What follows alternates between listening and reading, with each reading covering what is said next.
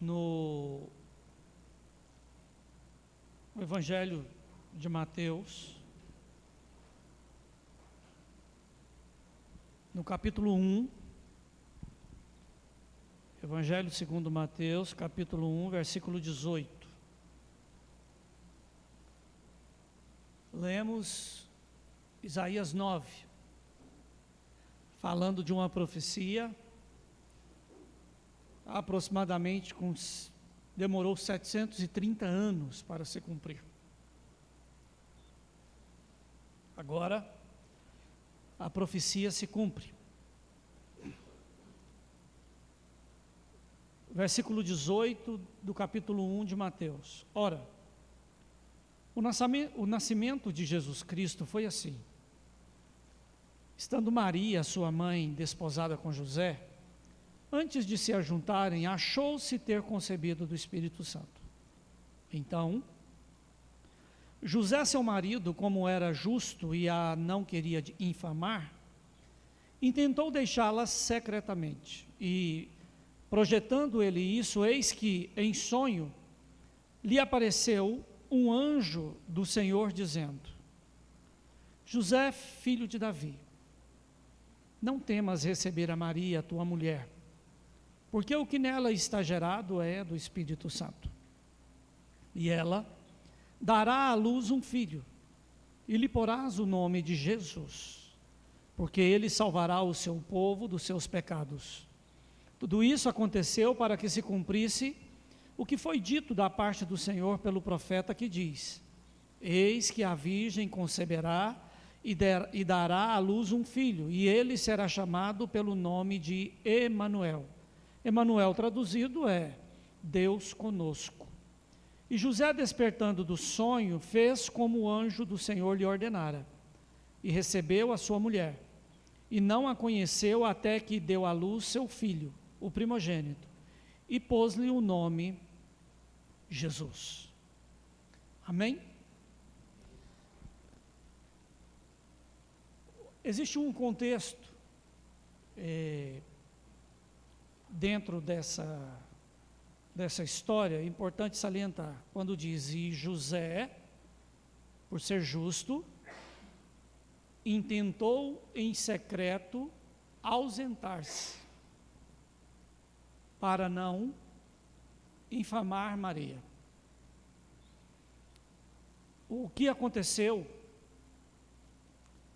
é que aquele acontecimento, e José entendendo que Maria estava grávida pelos sintomas, e que não era filho dele,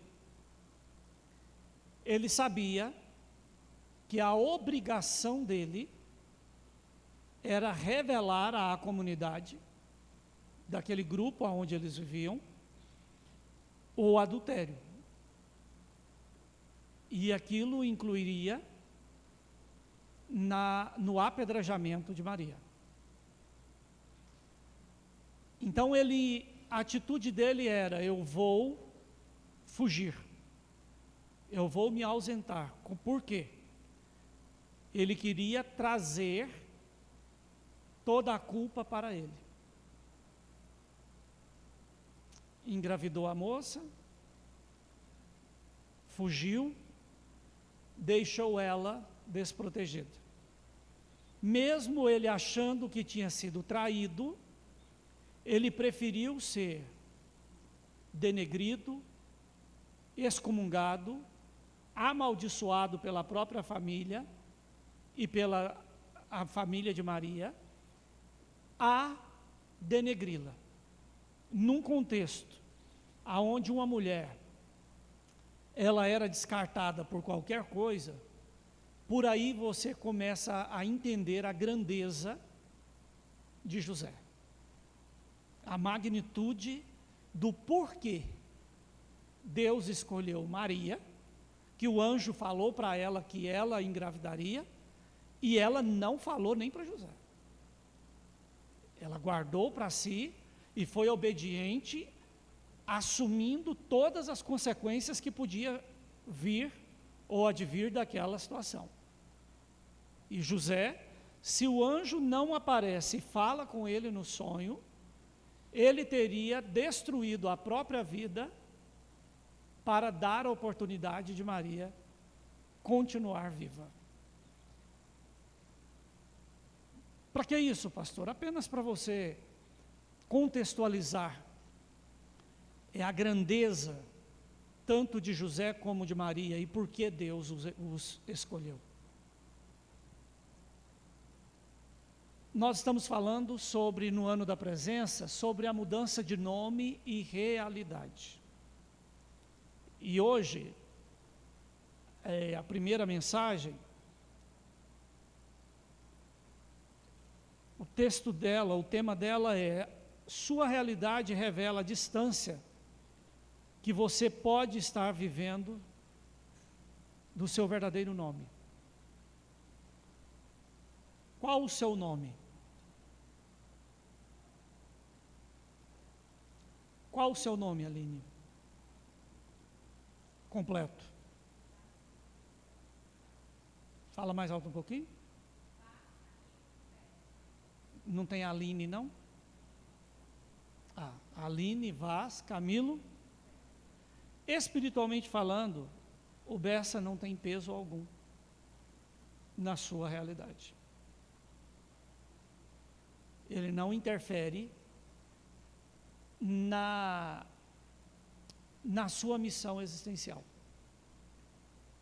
Vai fazer diferença na vida da Olívia, não na sua. Então, o nome de batismo, o nome dado,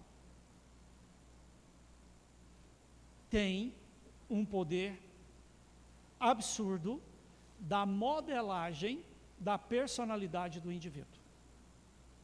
Pessoas com o mesmo nome sempre carregam características iguais. Nomes são mais que identificadores de uma personalidade, de uma pessoa. Nomes são a essência que formam o destino de uma pessoa. Nós colocamos nome por fonética, por empatia. Os nomes, quando surgiram, eles eram dados em cima daquilo que se imaginava que a pessoa seria. O nome era um significado de missão. O nome que foi dado a Jesus, lá atrás, já simbolizava que ele seria a presença de Deus no meio dos homens e o que isso implicaria na vida dele. Inclusive o local que ele nasceria. Israel, fala-se, Israel é muito pequeno em relação a isso, aquilo outro, mas é enorme. Se for para você atravessar Israel na botina, esteja com a saúde em dia e disposto a gastar dias e dias e dias nessa jornada. Então, quando você fala em Israel, e você pensa em Jerusalém, você pensa em Haifa, e tantos outros lugares que são lindos, que são gloriosos por si só, mas Deus falou, não, a sua origem virá da Galileia das Nações, de um local que era desprezado por Israel, um local que era tido como maldito, devido a Decápolis, as 10 cidades pagãs, um local que era evitado, um local de gente doente, de gente leprosa, de gente pobre. Então hoje, quando você olha a cidade de Nazaré, irmãos, é uma coisa inimaginável de beleza, de riqueza, de prosperidade, de glória. Como é bonito aquele local. Como é caro aquele local, velho. Jerusalém e Nazaré estão de parabéns. Você chega em Jericó, Bibi, você toma uma coca 600, trêsão, R$3, R$4 ali, está tranquilo. Mas em Nazaré, você não vai sem R$20 não, que você não toma não. Em Jerusalém, você não vai com 25 não, que você fica sem beber. Você vai ter que tomar uma pitula, um trem menor. Então, Nazaré é uma cidade grande, bonita, rica, que não condiz com os relatos que eram nos dias de Jesus. O vale, aonde é o Mar da Galileia, que é uma coisa hoje assim inexplicável, de tão belo, de tão rico, de tão produtivo que era, na época era um local de assolação, era um local de morte, ao ponto que o Meguido e outros locais que estão lá, que eram considerados como vale de ossos, como vale de morte, tornava o local desprezível.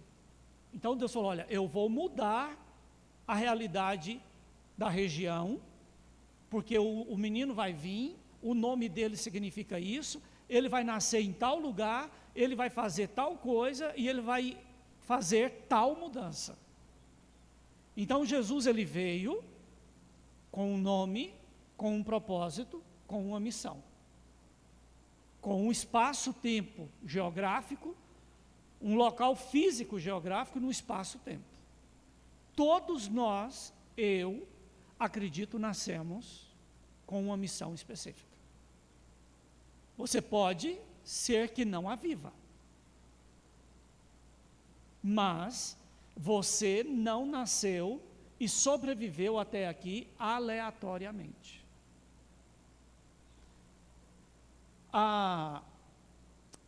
Todo nome tem sua etimologia firmada em uma característica que deveria declarar o tipo de personalidade, valor, gostos pessoais, temperamento, ocupação e índole.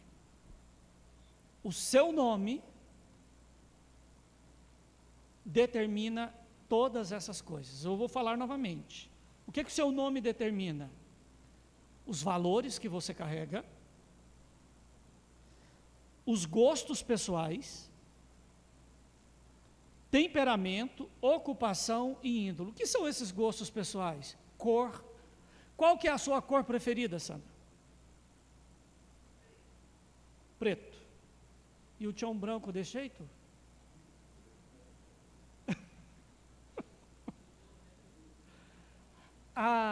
Qual que é a sua cor preferida, tchau? Cinza. Qual a sua, Vera?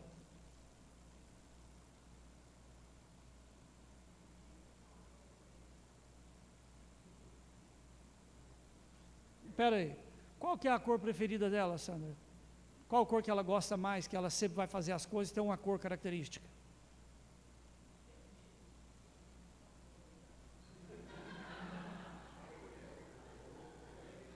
Faz o L. Não, ficou...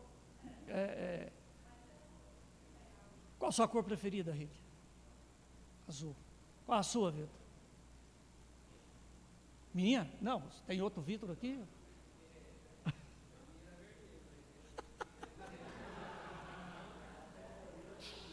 Ai, está ficando esperto. O que acontece? Gostos pessoais. Por que você tem determinadas características, determinadas tendências, gostos? É devido ao seu nome. O seu nome determina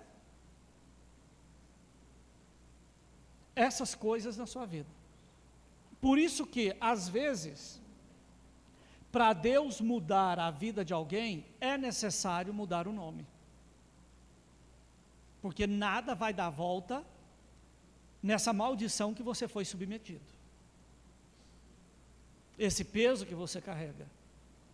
Jacó, usurpador, por quê?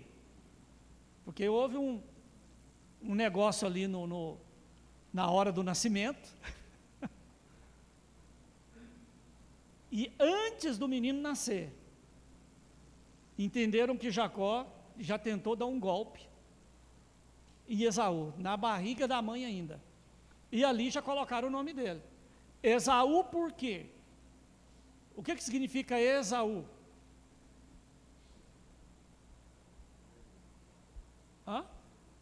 Vermelho. O menino era vermelho, era ruivo, o pelo que já saiu, que viram, era vermelho. Jacó já era moreninho e liso. Então,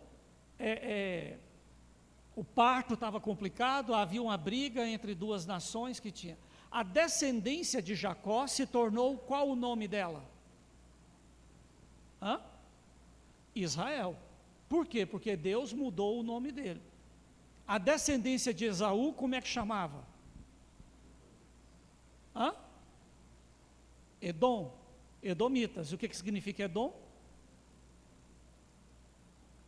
Vermelho. Terra de Edom. Terra vermelha. Então, o nome era dado representando, significando características. Certo? Mas e o meu nome? Todo nome tem uma origem.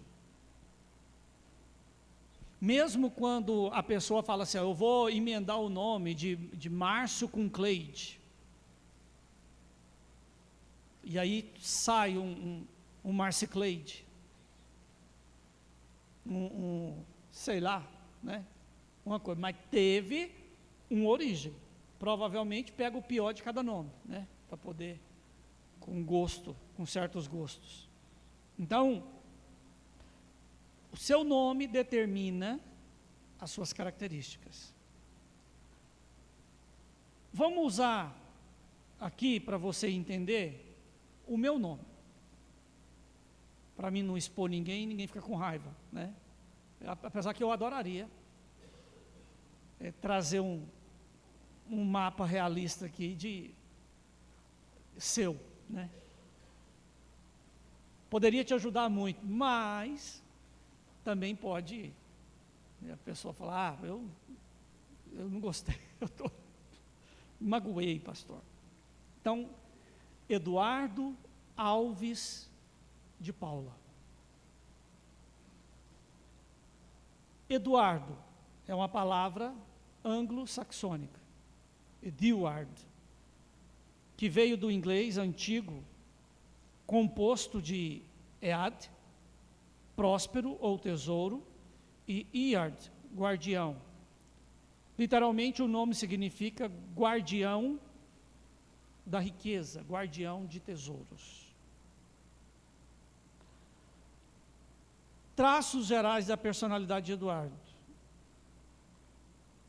Dado a introspecção, a busca por intelecto, o gosto pela leitura, sensível à percepção das personalidades, muito intuitivo, tem um forte espírito inventivo, muita resistência a rotinas, pode desenvolver uma personalidade desobediente, contestando ordens e regras que não se considerem reais, verdadeiras ou justas. Relaciona-se positivamente com os outros, mas se afasta sem nenhuma resistência. Alves já é uma palavra celta, que é muito usada pelos alemães, pelos árabes e principalmente pelos lusitanos. Vocês sabiam que a língua ocidental, há uma briga, uma turminha que vai falar que é catalão, que é o catalão, que é o etimologicamente o latim, mas a língua nossa, a origem nossa linguística é fenícia. E depois da língua fenícia, o lusitano, o português, é a língua ocidental mais antiga do mundo. Ao ponto que do espanhol e até mesmo o catalão, da região da Catalunha, que é considerado muito mais antigo que o castelhano, muitas palavras remontam ao lusitano, como cutelo, canivete, muitas coisas que se usa no dia a dia são palavras lusitanas, né? Então, o nome Alves vem de uma palavra celta significada guardião de todos, amante da guerra, flecha certeira.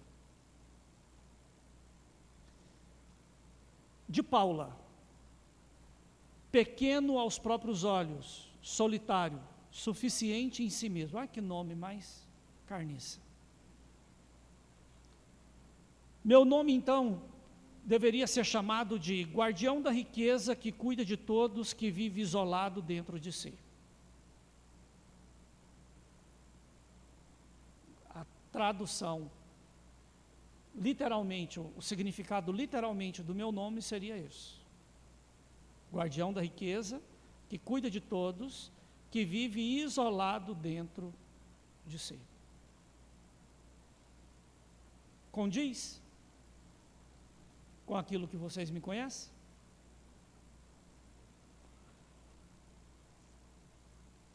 Guardar riqueza não significa usufruir de riqueza. Deste modo, como o meu nome interfere na construção da minha vida?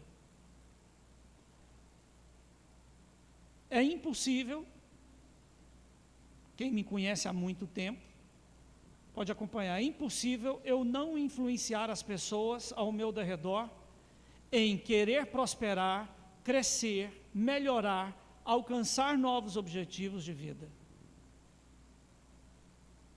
Não tem como conviver próximo a mim e não ser influenciado em querer algo melhor, em ser desafiado a algo melhor, a mudança, a crescimento. Constantemente eu estou lutando para proporcionar o ambiente adequado, a provocação adequada para que as pessoas assumam desafios, enfrentem seus medos e queiram uma nova realidade de vida, mesmo que tudo hoje diga o contrário. Sou assim ou não sou?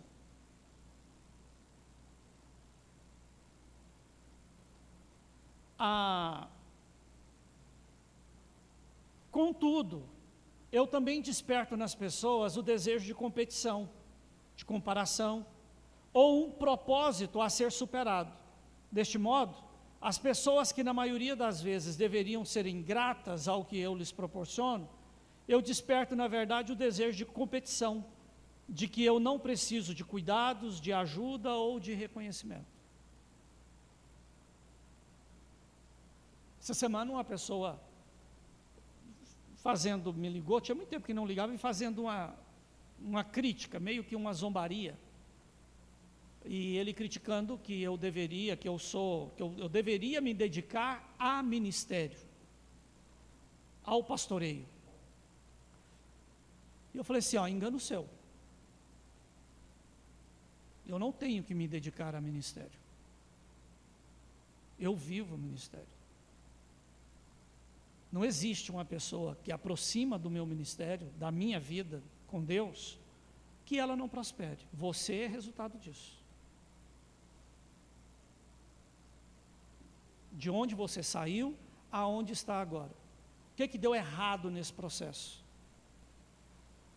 A hora que você melhorou, você quis que eu virasse um personal profeta seu. Você quis me controlar. Você quis ter uma galinha de ovos de ouro. Você quis ter alguém que ficasse ao seu bel prazer. E aí, você cutucou a pessoa errada, da forma errada, na situação errada. Porque eu não te aceito como membro, não te aceito como parte da igreja, e não preciso nada do que você é ou do que você tem. Aí está vendo, é difícil demais conversar com o senhor, porque pastor tem que não sei o quê, pastor tem que ser amável, pastor tem que ser maleável, pastor tem que ser tolerante, pastor tem que ser aquilo outro. Eu falei assim, cara, procura um. Está cheio de gente assim. Se é grosso demais, é bruto demais, é duro demais, eu não estou sendo grosso, eu não estou sendo bruto, eu estou te deixando claro que na minha igreja você nunca vai fazer parte dela. Não te aceito. Você pode ir, você pode frequentar, você pode estar, mas ser reconhecido dentro dela, Deus vai ter que falar comigo. Pô, pastor, mas aí não vai, né? Aí não cresce. Aí não caminha. Você quer perder aquilo que somos?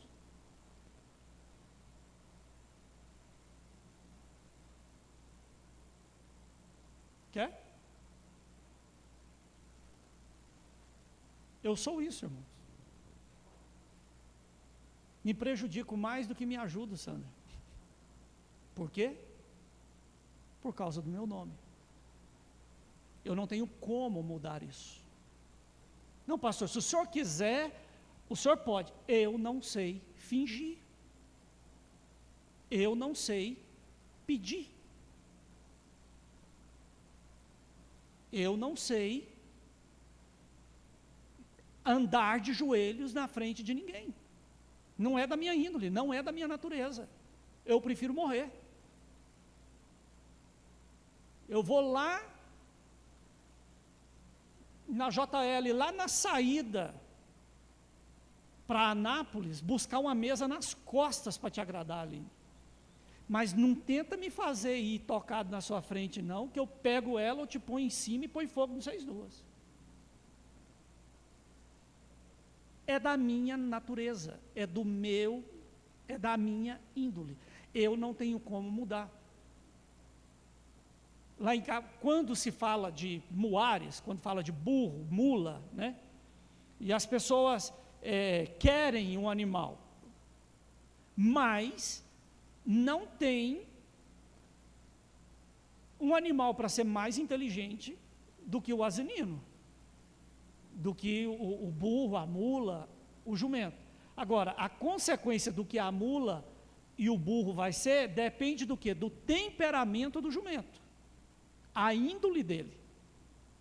Se ele é um animal cestroso, que refuga, que morde, que todo jeito que faz com ele está judiando. Você pega um jumento, pequeno, Alexandre, e coloca perto de um cavalo, não importa o tamanho dele.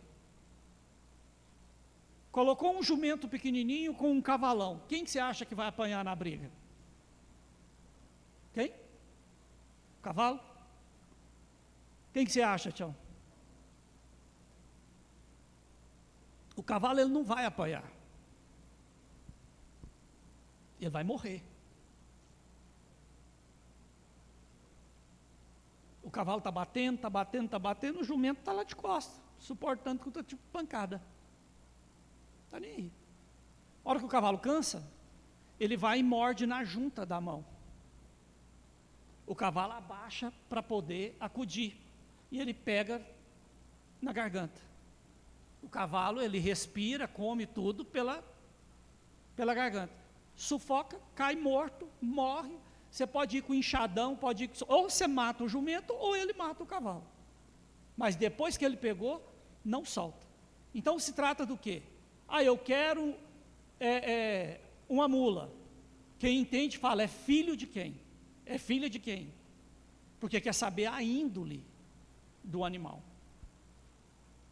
Então, essa índole não tem como ser mudada. Você nasceu com ela, ninguém vai mudar isso. Aí você fala, não, mas Deus vai me mudar. Se Ele te fez assim, criatura, para que Ele vai te mudar?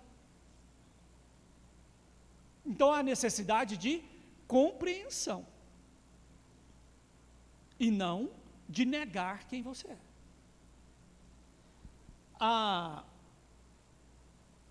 Por ter um nome avesso à passividade, eu me vejo continuamente buscando reinventar processos, mudando rotinas, sendo imprevisível, sendo impossível de se ler, de se apegar, de se submeter ao que não acredita, ou não gosta, ou não reconhece. Não, pastor, olha, faculdade, todo ano eu passava, mesmo tendo notas boas, eu passava só para o conselho de classe.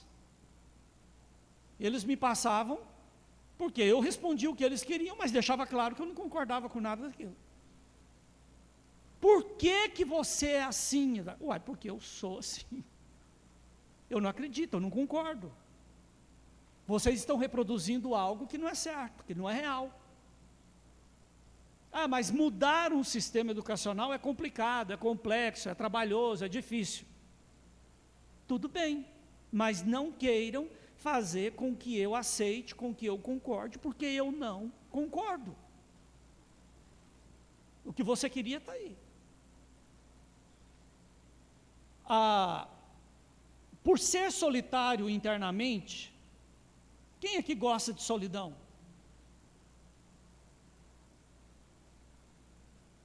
Eu amo ficar sozinho.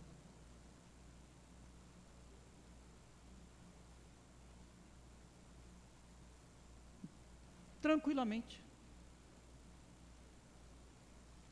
Igual essa viagem para Israel. Como que você se sentiria? Todos esses dias, com a língua que você não domina, com um ambiente que você não sabe o que te espera, indo a lugares que você nunca foi, tendo que lidar com gente que você não faz ideia de como vai receber. Como que você lidaria com isso, sozinho?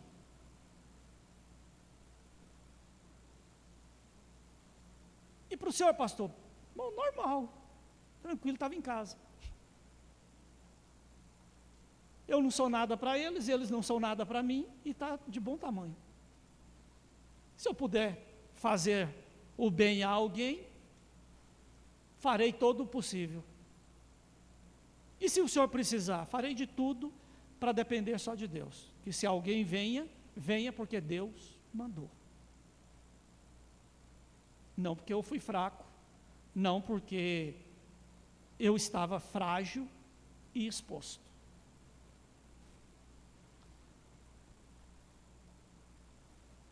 Por ser solitário internamente, não tenho dificuldade de deixar para trás tudo aquilo que não faz mais parte da minha vida.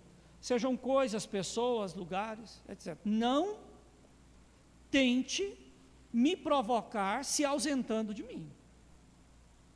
Eu vou despertar saudade nele para poder ele entender que eu sou importante. Não faça isso, que eu sigo em frente. Vamos para frente que atrás vem gente, né, tchau? Pastor, mas não adianta. Não use essa estratégia comigo que você vai ficar sozinho. Porque se eu tenho alguma relevância na sua vida, não se ausente. Do mesmo modo, preciso me policiar continuamente, pois a mínima provocação eu me armo e jamais espero ser apunhalado. E quando me sinto no dever de atacar, eu não tenho pena, eu não tenho remorso, eu não tenho dó, eu não tenho compaixão. Se eu entender que é justo te esmagar, que eu não estou pecando nem contra Deus e nem contra os homens, e eu estar em paz comigo mesmo, não queira ser alvo da minha ira. Não queira ser alvo do meu senso de justiça. Por quê? Está associado ao nome. O Alves, né? Minhas principais armas são percepção precisa, leitura das necessidades existenciais de outras pessoas, capacidade de enxergar as essências, forças e fraquezas de outros, manter-me sempre à distância dos relacionamentos, analisar, calcular e vivenciar os acontecimentos futuros antes mesmo deles acontecerem. Eu sou assim. Aquilo que Deus não me revela, de um modo geral, Sandra, eu tenho uma facilidade enorme de calcular os acontecimentos futuros. Os possíveis passos, os possíveis acontecimentos, as possíveis coisas que acontecerão. Você não está atento a cheiros, a determinadas coisas. Esses tempos, morreu o nosso amigo, o Juvenil. Convivi pouco tempo. Sempre trabalhando conosco lá. Tempos atrás, eu tive com ele no dia que eu fui testemunhar para a aposentadoria dele. E ele chegou perto de mim. E quando aí eu não sei se é espiritual ou se é a percepção. Porque a pessoa que está com câncer, ela tem cheiro de infecção. Ela transpira a infecção. Assim como uma pessoa que faz químio, você consegue, Fernando, sentir o cheiro da transpiração da pessoa? Ela, por si só, quando chega, você fala, essa pessoa está tomando alguma medicação pesada, não está? Então, particularmente, eu tenho. A pessoa que estava junto comigo, eu falei assim, o Juvenil vai aproveitar pouco essa aposentadoria. Por quê? Porque ele está com câncer. Você está doido, que não sei o quê, que não sei o quê. Ainda falei para o Jamil, falei, estou preocupado, cuida do seu irmão, porque ele está doente. Eu tenho essas percepções de cheiro, de aparência, de percepção, da forma que a pessoa está, eu consigo fazer essa leitura sem nenhum tipo de dificuldade, sem nenhum tipo de resistência.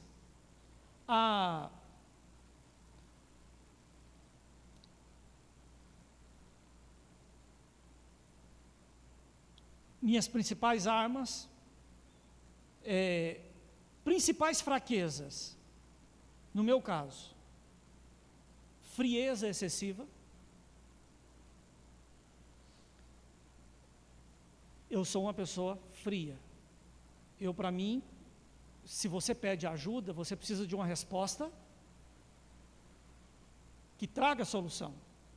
E aí, às vezes, quando o Carlos Henrique fala, que manda o texto, a Luana, né? Esses dias a Luana me mandou uma carta. Eu escrevi certo. Ela falou, pastor, o senhor é um insensível. O senhor é um isso, aquilo outro. Tem mais alguma coisa que eu poderia ter escrito? Podia ser menos objetivo. Ok, só que eu sou assim. Eu entendi o que você falou, eu compreendi o que você está vivendo. Você quer a solução? Quero. Você está disposta a pagar o preço em cima da decisão que você precisa tomar? Estou. Então faça isso, isso e isso. O que mais que eu posso fazer, Fernando? Pastor, mas só pode ser, florear mais.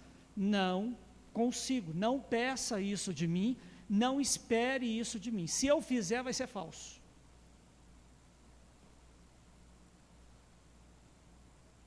vai ser falso.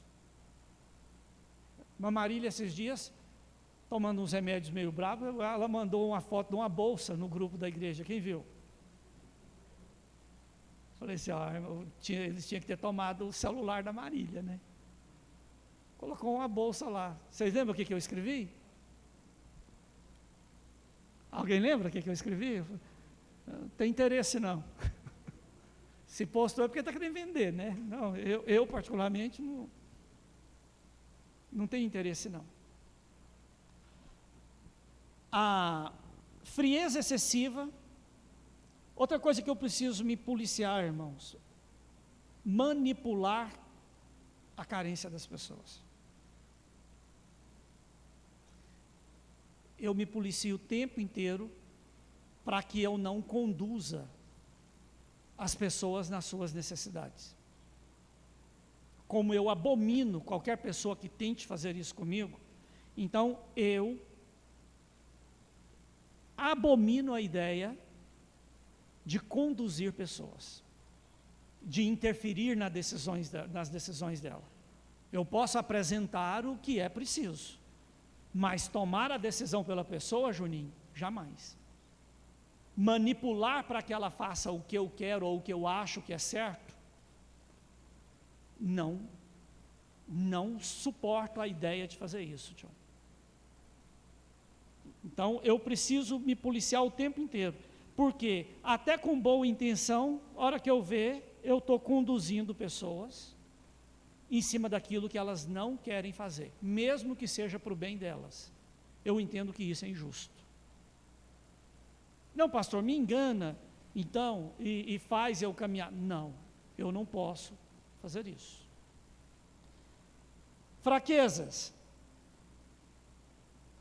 Gerar aprisionamentos emocionais. Fugir de situações que podem me fazer agir com extremos. Então eu poderia que, olha, essa situação aqui vai me causar um prejuízo enorme. Eu prefiro o prejuízo do que eu ficar para eu lidar com o extremo que vai acontecer. Então, eu sei dos meus limites, Alexandre. Então, eu prefiro perder do que me colocar numa situação que eu vou ser obrigado a agir. Porque se eu tiver que agir, eu vou agir. Então eu prefiro o prejuízo. E aí, só Deus sabe a infinidade de coisas que eu já abri mão na minha vida, para não ter que bater de frente com um malandro ou com uma situação que vai exigir de mim um posicionamento. Se eu falar, acabou, acabou. Então, isso é uma fraqueza. Porque coisas que poderiam ser contornadas, eu prefiro perder e sair de cena.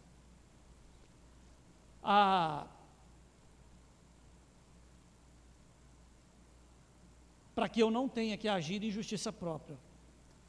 Quantas pessoas têm essas consciências acerca do seu próprio nome? Você se conhece? Você conhece o seu nome? Você sabe o que ele representa, o que ele significa? Como ele interfere no seu dia a dia, no seu comportamento, nas suas escolhas?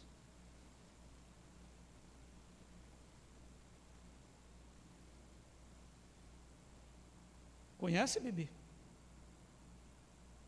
E vocês entendem o quão perigoso é isso? O quão é fácil você ser enganado?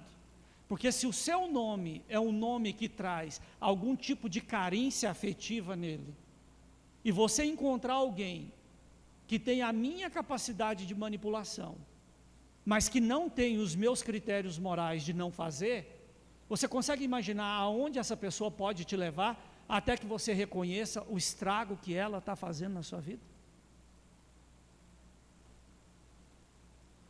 Aonde que estão as suas fraquezas? Aonde que estão as suas forças?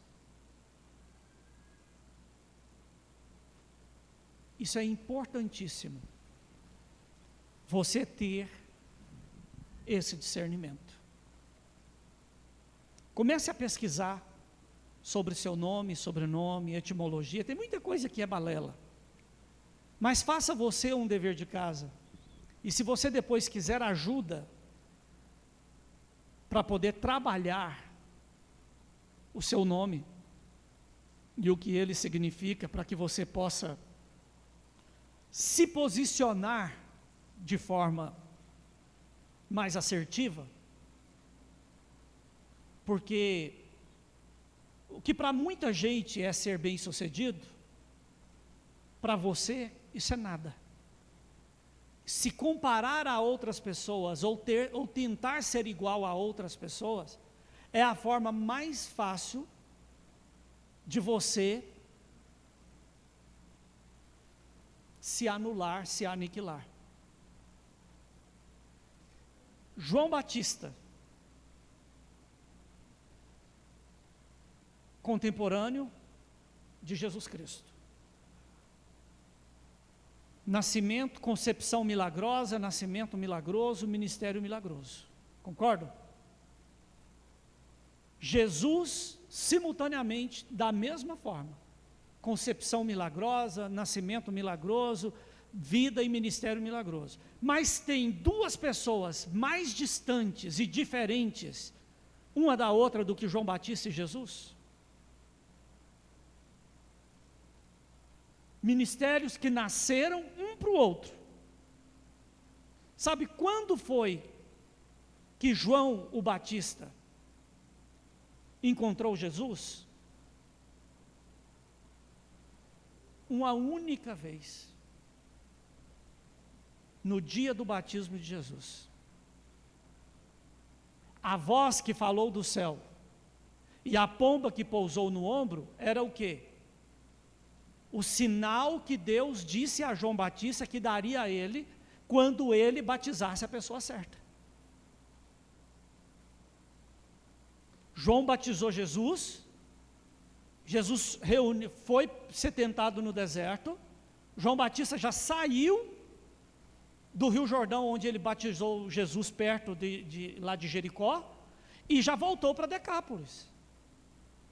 E de lá ele já foi para Cesareia de Filipos, já foi para outros locais, e já foi direto para a prisão. Ele já caminhou finalizando o ministério dele. A vida dele com Deus. Os 30 anos de João existiu para um momento. E a partir do momento que aquela missão foi cumprida, ele já partiu para o fim. Sem remorso, sem dores, sem lamentos, sem competição. Ele poderia ter competido com Jesus, não podia? Vocês lembram o que Jesus falou de João Batista? Nascido de mulher. Nunca houve alguém maior do que João Batista.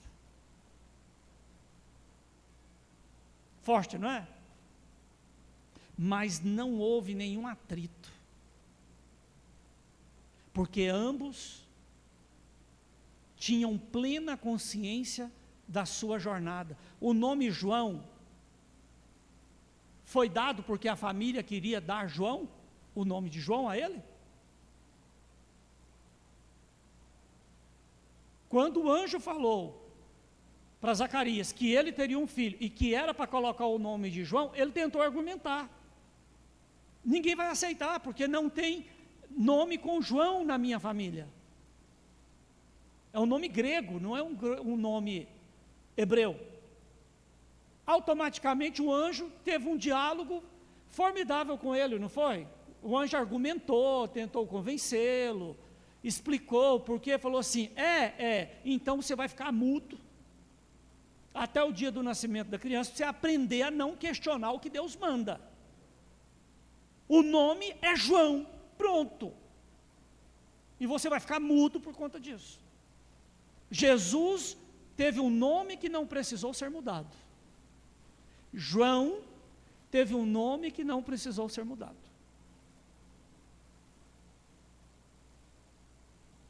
Mas a maioria dos outros tiveram que fazer um remendo. Porque ou o nome não permitiria o ministério deles acontecerem, ou atrapalharia totalmente o tipo de jornada que precisava ser traçada. Você está vivendo de acordo com o seu nome?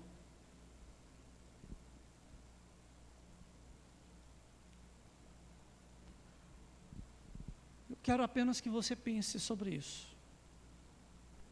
Amém? Deu para pensar um pouquinho?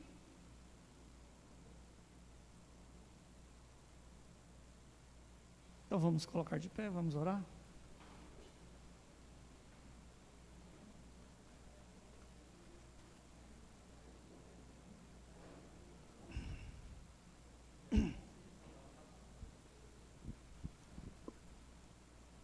Espírito Santo de Deus,